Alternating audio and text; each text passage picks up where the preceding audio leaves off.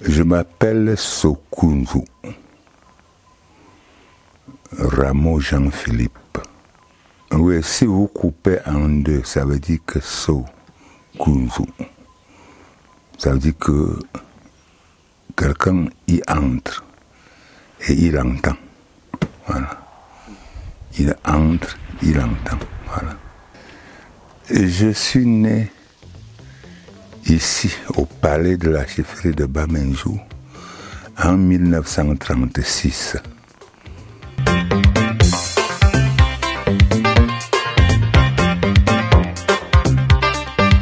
Ma mère d'abord a été soupçonnée d'être une femme stérile parce que après son mariage, le temps qu'elle a mis pour concevoir a laissé croire qu'elle était stérile.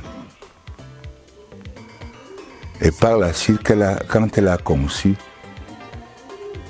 la durée de sa grossesse a même laissé croire qu'elle mentait, qu'elle avait une grossesse. Elle avait 14 mois de grossesse.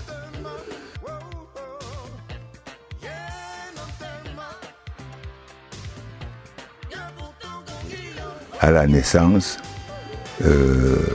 on annonce l'arrestation d'une panthère.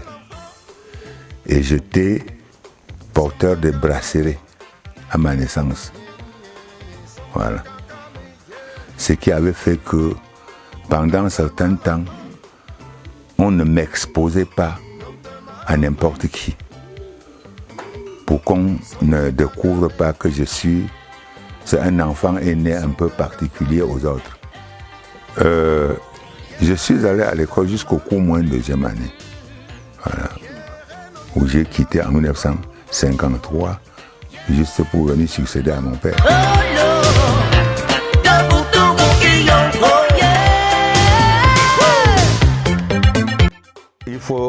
Je reconnais que la chefferie traditionnelle est menacée par l'évolution des choses actuellement et qu'il faut voir la chefferie traditionnelle autrement. Il ne faut plus voir la chefferie traditionnelle comme dans le passé. La chefferie traditionnelle, pour continuer à vivre, doit se porter actuellement comme un élément indispensable de développement. Et dans la tradition, ça a été toujours ainsi. Pourquoi? Parce que c'est le chef qui prenait le soin d'aller chercher les semences pour distribuer dans le village.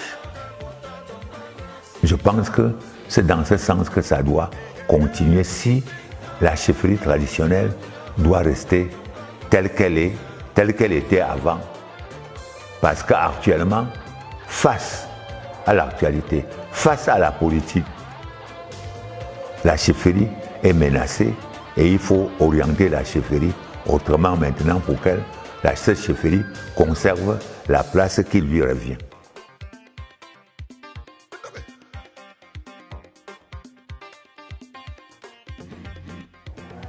Donc si j'ai quelque chose à dire au chef traditionnel, c'est d'abord s'il était possible, qu'il cherche d'abord à se retrouver ensemble comme par le passé, pour un échange de savoir, pour un échange d'idées, pour un échange de connaissances, et que les chefs puissent exercer leur métier de chef traditionnel, de chef coutumier, au lieu de tout confondre à la politique.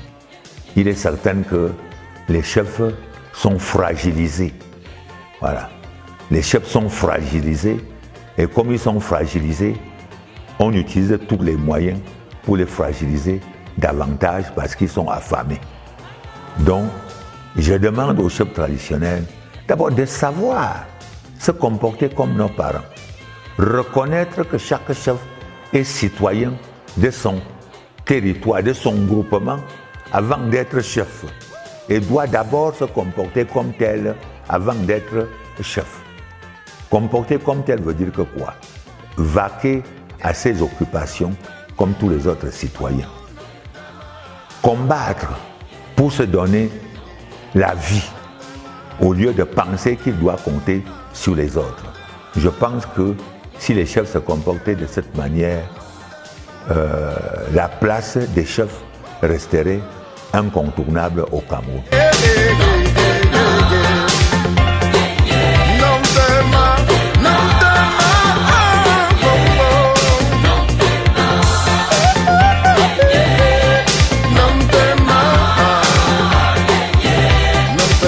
Aux Camerounais que je connais, pour avoir vécu longtemps avec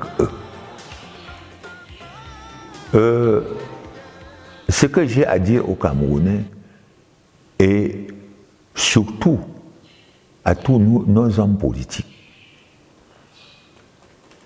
je me rappelle qu'en 1956-55, quand j'étais menacé, je disais à Kamé Samuel, qui était l'un des rares Camerounais sortis de l'Institut de Sciences Paul de Paris. Je lui disais, parce que j'étais menacé, qu'il a maîtrisé la science, la théorie, mais la pratique sur le terrain lui échappe beaucoup. Et ce n'est que plus tard qu'il s'était rendu compte que c'était une réalité.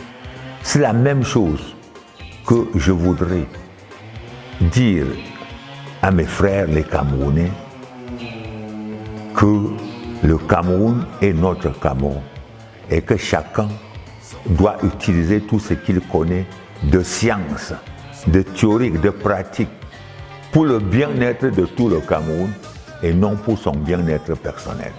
Et c'est ça qui se pose aujourd'hui au Cameroun et nous rendre tout difficile, nous rendre même tout impossible. C'est cet égoïsme-là qui nous amène. Alors que si nous revenons en arrière à 50, 60 ans, nous verrons que la vie du Cameroun aujourd'hui n'est plus celui-là. Pourquoi? Voilà. Pourquoi il y a 50 ans, l'on ne parlait pas de tribalisme au Cameroun. Tous les Camerounais étaient des Camerounais. Je connais ici, à l'ouest, plus précisément à la chefferie de Bameka, où un prince venait de mourir environ à 75 ans d'âge, et il avait pour nom Atangana. Et c'est en cherchant que je découvre que c'est lorsque son père était déporté et rentré qu'il avait donné naissance à son fils et lui donné le nom de Atangana, qui était son homonyme, le chef des Ewondo, qui lui avait protégé à Yaoundé. Pourquoi pas cela aujourd'hui? Voilà ce que je peux m'adresser au Cameroun, aux Camerounais. Il faut que ça change et que tous les Camerounais se sentent au Cameroun être chez lui.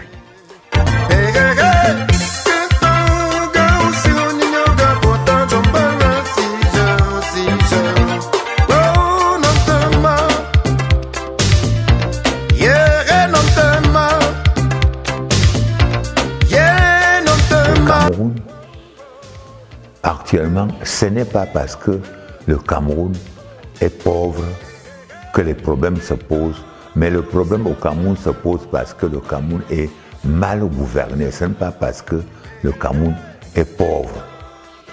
Or, actuellement au Cameroun, il faut changer la manière de gouverner pour mettre le Camerounais à l'aise.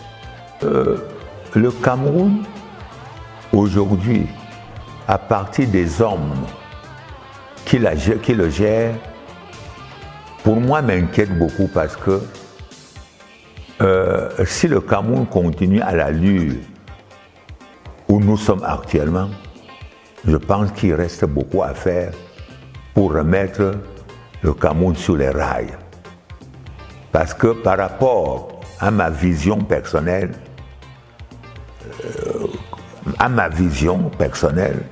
vision surtout d'un révolutionnaire, parce que je suis un des révolutionnaires camerounais, par rapport à ce que nous avions pensé avant l'indépendance, je pense que jusqu'à nos jours, le Cameroun n'a pas encore atteint le niveau qu'il lui fallait aujourd'hui.